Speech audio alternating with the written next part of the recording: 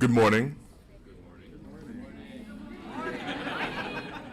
Okay, it is, I'm sure everyone is overwhelmed with the moment and just kind of missed that. So we're gonna do this again. Good morning. Good morning. There, that this sounds like an enthusiastic group of people ready to graduate and ready to celebrate their loved ones graduating. My name is Jelani Cobb, and I am Dean of Columbia Journalism School. And as my first order of business, let me say welcome and congratulations to the Columbia Journalism School class of 2025.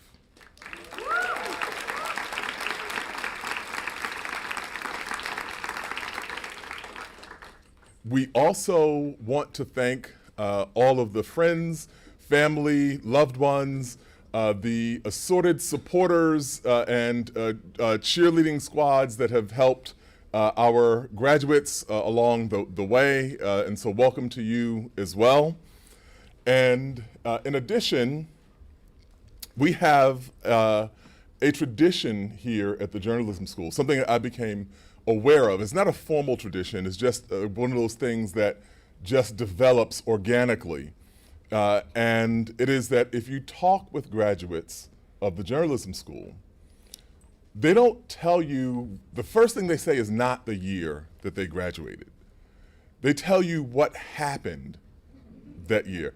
So people will say, oh, I was in the financial crisis class. Seriously, this is what people do. Or they will say, we were the Iraq War class. Or we were the COVID class. Of course, there are, if you ever encounter anyone, they will certainly let you know, the people from the Watergate class, they just can't stop themselves. They're like, yeah, we were the Watergate class. And then eventually they'll say, you know, the year. And is that always a kind of world-changing event? Sometimes it can be something mundane that carries particular significance to them. You would be surprised by the number of people whom I have talked to who identify themselves as the last typewriter class. Who say, we were the last class that had typewriters, you know, right before the journalism school switched over to computers. And so there are all of these kinds of things, and it's the most endearing way of us defining the year. And I think that over time, you don't always know immediately. Over time, you know, the thing that is most important or the thing that's most resonant comes to stand out. And unfortunately, we have any number of things that may wind up being the defining features, many of them trying, many of them difficult. This has been a year in which the university and consequently the journalism school have navigated the shoals of complicated, difficult domestic crises, seemingly intractable political situations in which we have found the breadth between our front step and global affairs that take place halfway around the world to find the distance to be shockingly small. And one of the things I would submit is that as we have seen these circumstances, as we've seen these trials, what we have really had to think about is who we are and what we are and what Columbia Journalism School stands for. Mindful that we are celebrating this graduation in the immediate aftermath of numerous journalists from Al Jazeera who were killed in Gaza, you know, this past just a week ago. And that this was a year in which we saw our one of our alumni, Mahmoud Khalil, arrested and detained, and that we found ourselves battling over questions of academic freedom and freedom of the press.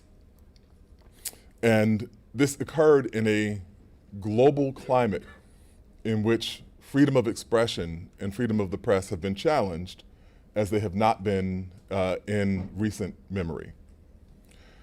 And so I submit to you that 5 years from now, or 10 years from now, when you encounter a fellow Columbia Journalism School graduate or you find your way back to Pulitzer Hall for an alumni weekend event, and someone inquires about what year you graduated, any of these things may come up. But I also have a suggestion.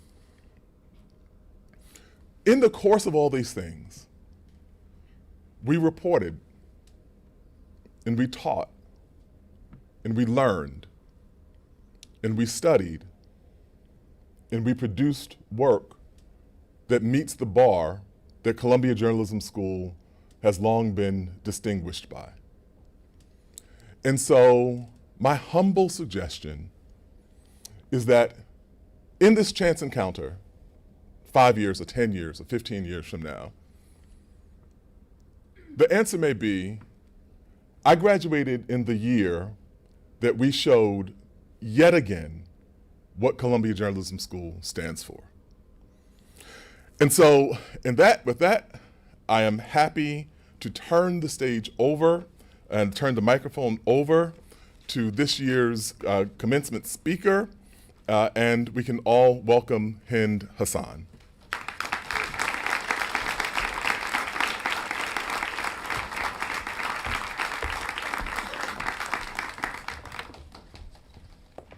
Hello everyone. Sorry, I don't go anywhere without my coffee, so that's there, ready to go. Good morning. Good, they got better, yeah. Yeah, it is. This is going to be fun. What an absolute honour it is to be here today. To the Dean and to the faculty, thank you so much for inviting me. It is an honour. And to the families, I'm so happy to celebrate alongside you. And to the graduates, congratulations. You did it. You smashed it. You did the work, you learned, you developed, you sacrificed, and on top of all of that, you did it in the midst of a nationwide crackdown on campus freedoms. As journalists, we dedicate our lives to learning about other people's stories, so I wanted to start by recognizing yours. Each one of you has had your own unique path to get here with your own successes and struggles. So I want you to just sit in this moment and think about that. All that hard work, all those years, all those dreams, you made it, and now a new chapter is about to begin. And here comes my first piece of unsolicited advice, which you're going to get a lot of. Savor joy when it comes your way, because if there's one thing that this job really teaches you, it's that those moments of happiness are really, truly precious. Every single thing that you've experienced, the good and the bad, is going to shape the journalist that you'll become. My experiences certainly shaped me. It wasn't easy making my way to be here in this room with you today. And I'm not just talking about getting through US immigration or even getting a visa. I tell this story quite a lot, but because I was born in Iraq, I have to apply for a visa. And when I went in for my interview, this was a legitimate question. They asked me if I was Saddam Hussein's son.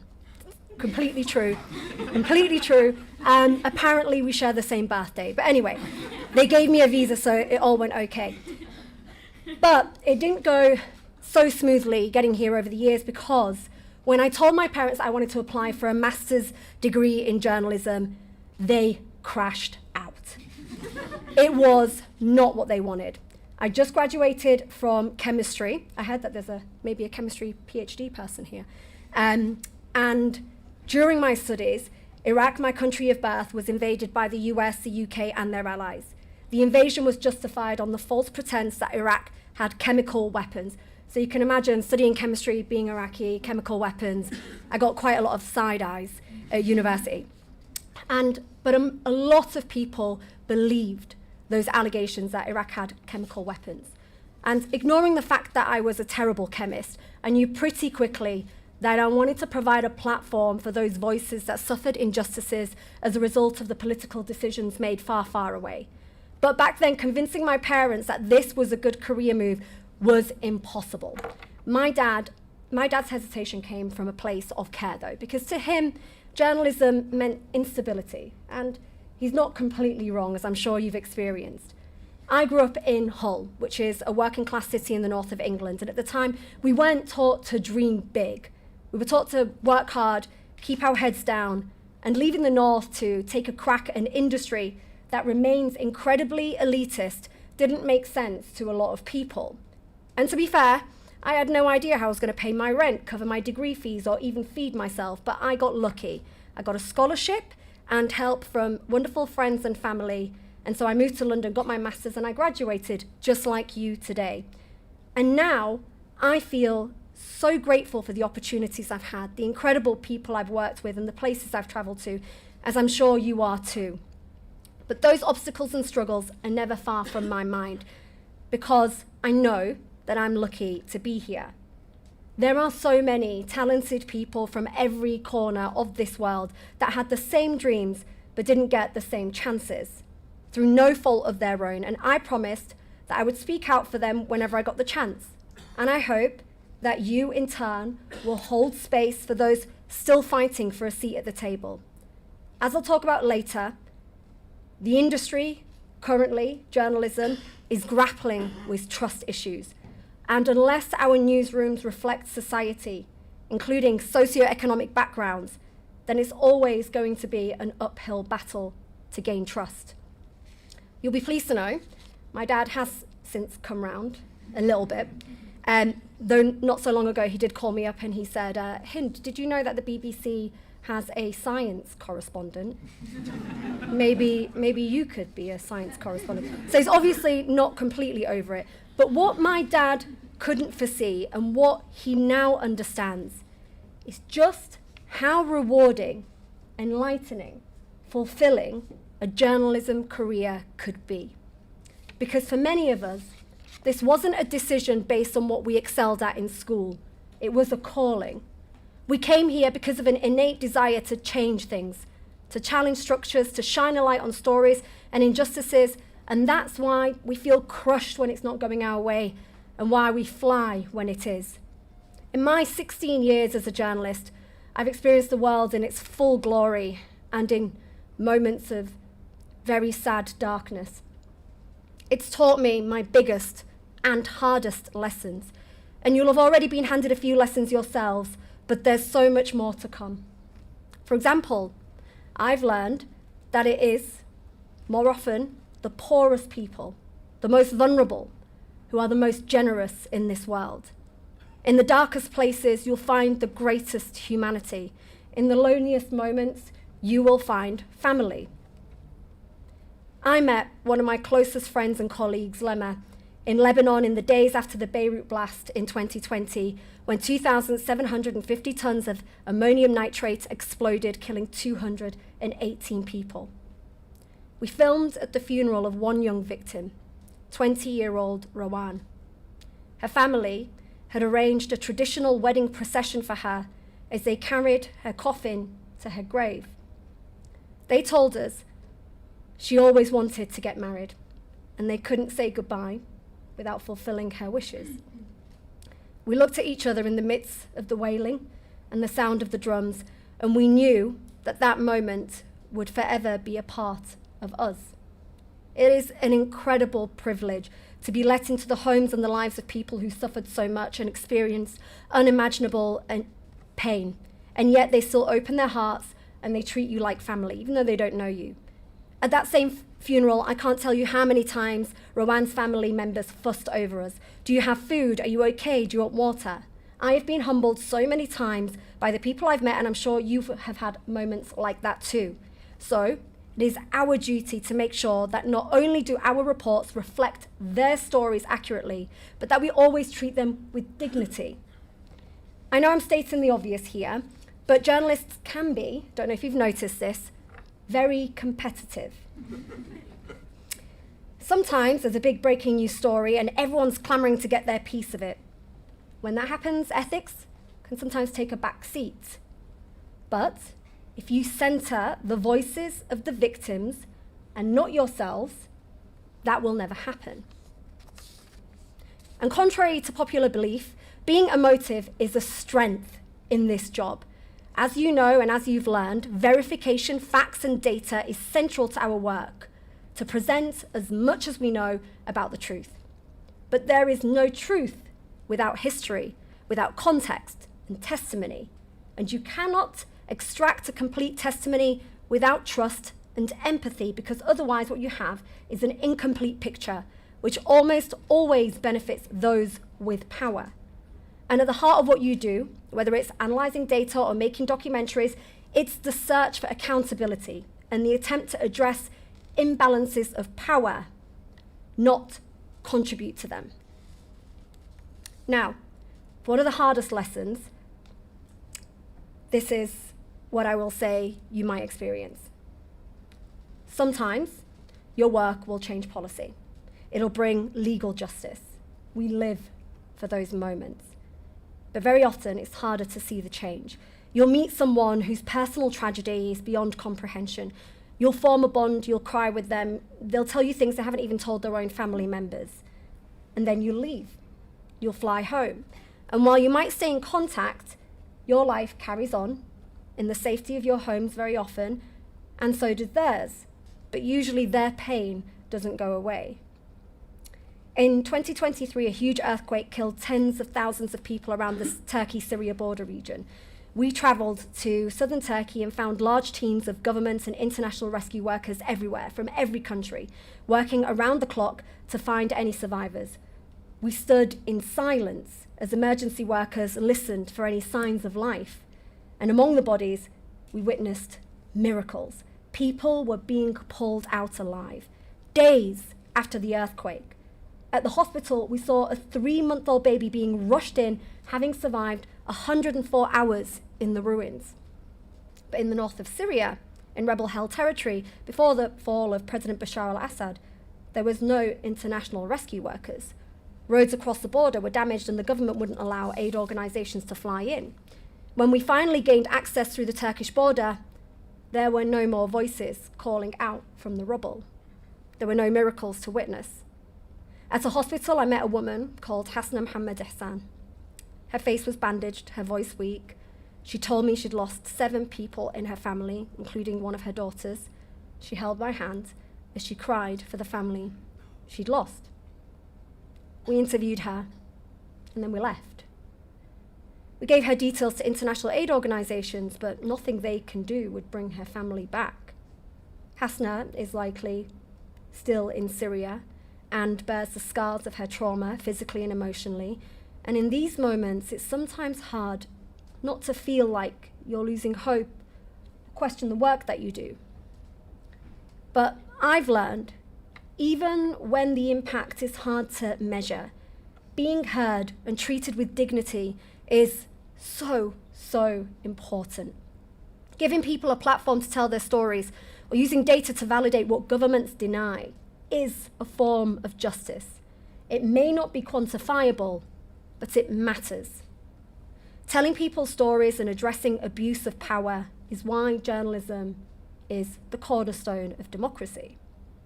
Your academic year has been a particularly heavy time for individual rights. This campus at Columbia University became the story. Journalists from around the world descended here and joined you, reporting on what was happening. You led the way. You saw mass disciplinary action by the university and a government crackdown on dissent and freedoms on campus. Columbia students were suspended, kicked out, or had their degrees revoked.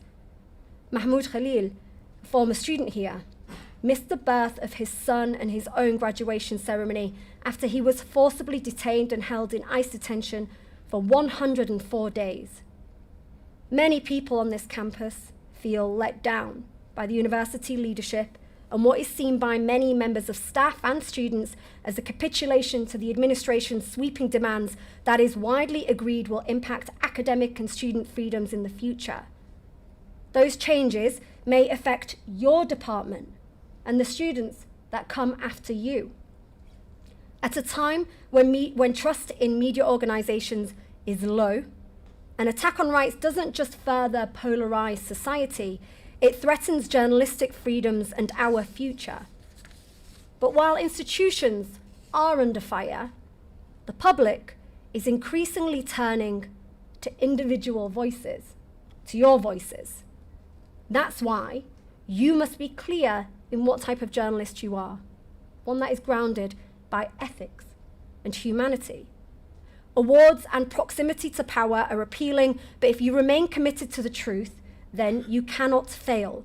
Your work will stand out, and you'll sleep soundly at night. It is our duty to make this industry better for those that come after us, and I want to apologize to all of you for failing to make reporting safer.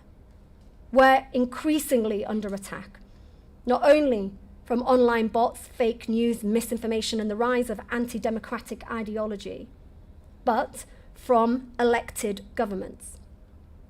This past year has been the most dangerous on record for journalists.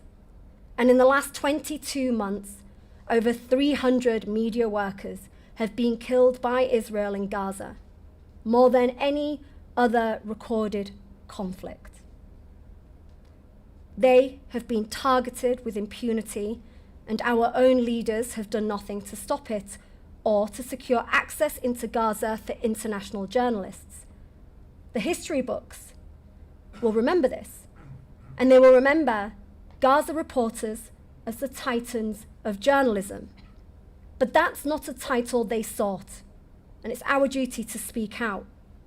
You are our future. Please don't let this happen again under your watch. Our industry must be united in prioritizing the protection and safety of all journalists, no matter who they are.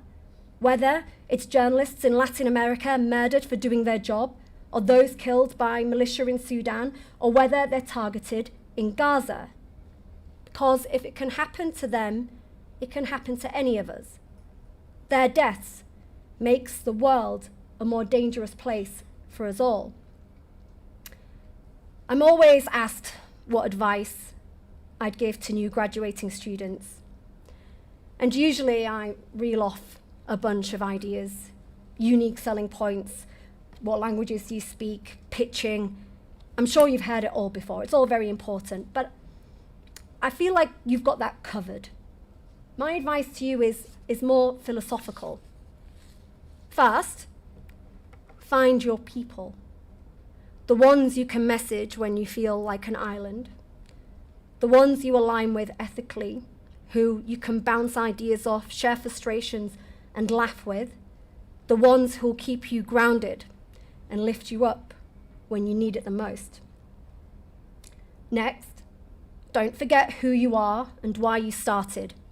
You're storytellers and truth seekers. Be guided by the passion that you felt throughout this program, and you will be fine. Don't worry if you don't get to where you want to be as quickly as you want to. For many of us, it's a hard slog getting to the actual job that we want to do. Before I started making documentaries, I actually worked at Sky News where I was a reporter. And when they first put me on camera, I remember being called in one day and told that they had a brilliant story for me to report on. And it was a cat had, cat had saved a young boy from a dog, and it was caught on CCTV. And so they gave this cat an honorary bowl at a baseball game, and they'd attached a ball to a piece of string, threw it to the cat. Someone was holding the cat's paw and hit the ball as it came to them. And my bosses said, brilliant pictures, just absolutely great. And I said, I'm sorry, I can't do this story. I can't do it because I already have a report that's going out. It's on Boko Haram and an attack. And they're like, don't worry, we'll get rid of that. We'll put the cat video out. It's more important. And I did the cat video, and I got loads of messages because apparently everybody watched the cat video and not Boko Haram story. But anyway, needless to say, I did a lot of those. I did a lot of photocopying and I did a lot of work. You won't have to do that, hopefully, but it's okay to be patient, and every single thing that you do and every single job that you have will add to your experience and it will add to your skill set. Also, please try not to gatekeep. Journalism doesn't belong to anyone. And legitimacy isn't handed out, it is earned. So be kind to those who come after you. And finally, also be kind to yourself. This job can be very demanding, and we journalists have a reputation of never knowing when to stop. It can end up taking its toll when you least expect it. So don't wait to burn out. Find time to meditate or exercise, or if you're like me, watch Love Island, whatever makes you feel good. Now, I have to admit that the reason why I didn't give you specific journalism advice is because I've had a sneak peek at some of your work. And my God, you are a talented bunch of students. I am so impressed with your storytelling abilities. I'm embarrassed to think about the state of my university news reports. I'm not even talking about the cat video even before that, after seeing some of your work. For example, The Final Blow, blending the sound from the bow with the eerie composition and the trees falling to underscore the destruction of Brazil's Atlantic forest was genius. Revival, within 2 seconds of seeing Chris O'Sullivan, I knew she personified what I mentioned at the beginning of this speech, savoring joy when you can. I immediately wanted to dance alongside her. Bindings. I loved how it really sat on the moments in between sentences. Sometimes they're the best parts of the interview. And as someone who has both autistic family and friends, I was really moved by the dignity in your filmmaking. Daylight, the way you used elements of the shot to complement what was being said on camera, is the type of creativity I can only dream of. And Spotlight, as a secret K-pop fan, I was hooked. What do you mean she didn't get a good result? I am dying to see more. And data journalists, you've accomplished so much as well. Sumaya Hafiz, you have built an impressive body of work on Baloch women and how they have resisted persecution and led movements. Grace Zhang, I hope I'm pronouncing all your names okay, I'm so sorry if I'm not. I checked out your very impressive website. The photography, the data, the writing reveals your multiple talents. Lucia de la Torre, am I saying it right? I hope so. I watched your documentary, The Dream of Karabakh. It's clear that you've been telling the stories of the horrors of war long before you came here. And to every other person graduating today, I am so proud of you. I've no doubt that the future is in great hands, because I can tell that you are all inspired by history, stories, dignity, culture, and most importantly, justice. You're already letting your experiences and passions guide you. Never, ever lose that. And remember that journalism isn't just about holding others to account, it's about holding ourselves to account. Thank you.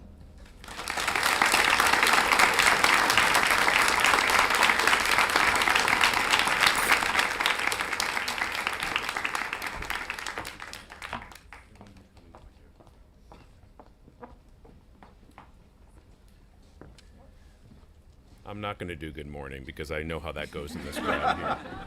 I'm John Haskins, the Dean of Students, and this is it, man. You just have to get through me, and you're all good. So at this point, I do what you have been doing for several months, which is always turn to Dean Melanie Huff for instructions here. So each of you will come up this way, be presented with your diploma. It's actually an envelope. You'll get your diploma later. Shake hands with your professor, and then you will come across the stage and shake hands with the dean. You probably recognize him at this point. And we will also want you to stop for a photograph on the way through. Will they come this way or that way? I'm sorry. They're going all the way around. Follow Chanel. So you'll come by here. And please be patient. As our graduation speaker was reading off some of your names, I thought, she does such a better job than I do. I think I'll just leave her on stage. So I'll give you a few minutes to assemble. Our traffic cops, Christine and Chanel, will make it all right for you. So Jonathan Soma and Drumel are on stage right now. So presenting degrees in Masters of Science in Journalism, Data Journalism, in data, From Udalya, Saudi Arabia, Anaya Chetia.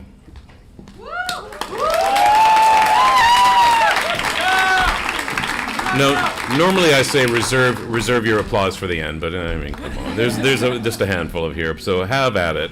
From Mumbai, India, Hazel Gandhi.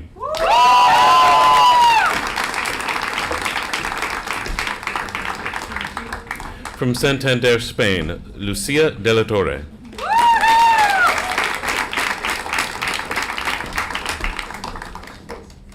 From Kudan, Balochistan, Sumaya Hafiz.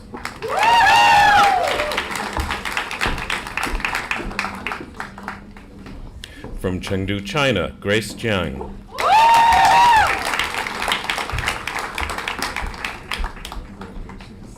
From Iitti, Finland, Rosa Katamaki.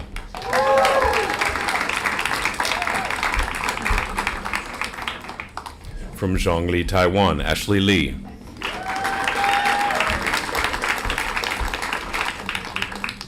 From Shanghai, China, Yiren Liu.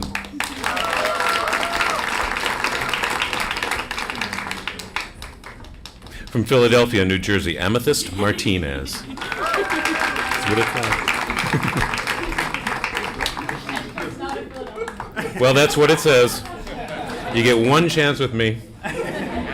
Actually, you can change. I'm going to go with this. All right, here's what I have. I have Columbia, Maryland. There we go. See, I get some of them right. Anika Elizabeth Swanson McGinnis.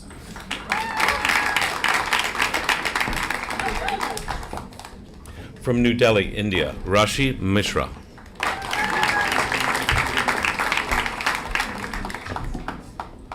From Seattle, Washington, C.J. Robinson.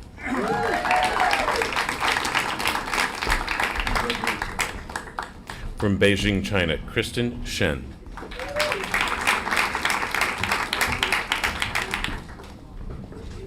From Mumbai, India, Anusha Subramanian.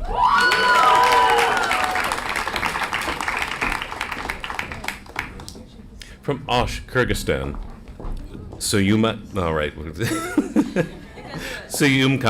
Ulanbek.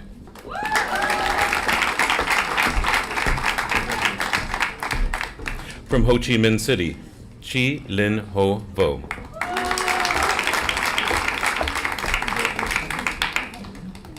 From Beijing, China, Tiffany Wong.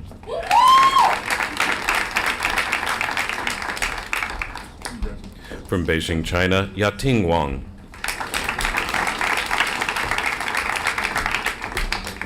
And from Beijing, China, Yeshu Wang.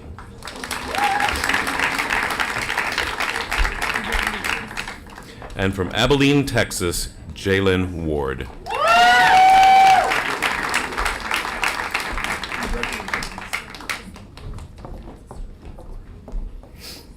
Now, to present the Masters of Science in Documentary, can I welcome to the stage Robe Embriano, June Cross, and Thor Newrider. You might remember them from your degree here.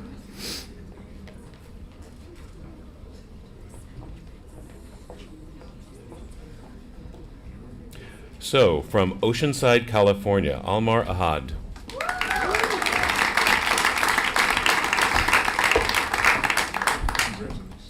From Napoli, Italy, Luisa Barone.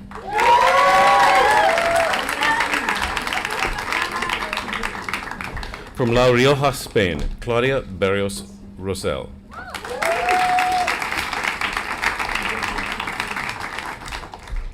From Boston, Massachusetts, Lydia Goldberg.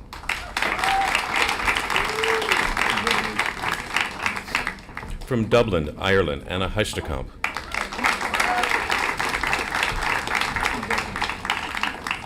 From London, UK, Iona Horton.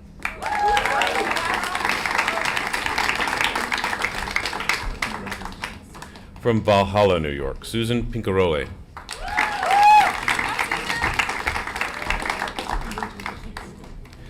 From Chicago, Illinois, Lucy Spar.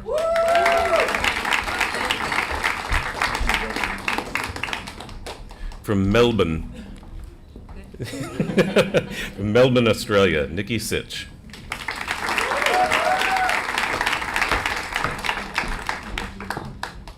And from Temecula, California, Ken Wu.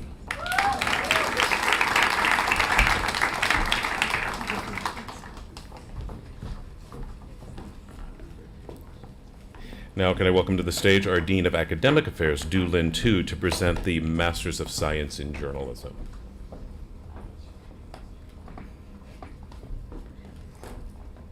From Kolkata, India, Sarah Aziz.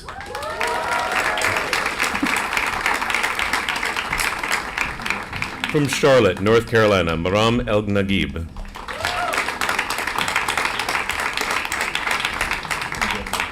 And from New York, New York, Sarah Karpati.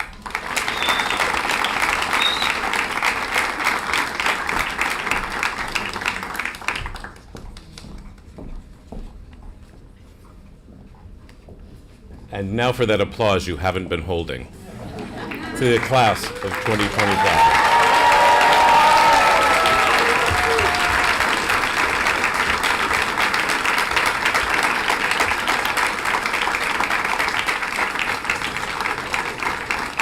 Solani.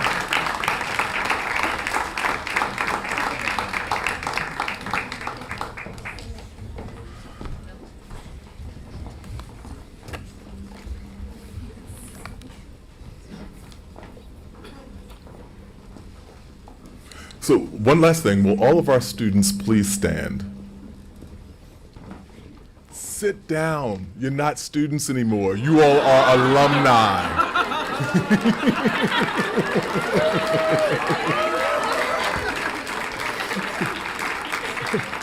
Congratulations to our alumni. A reception will follow shortly in the Pulitzer Hall World Room, which is right down the hall. Congratulations.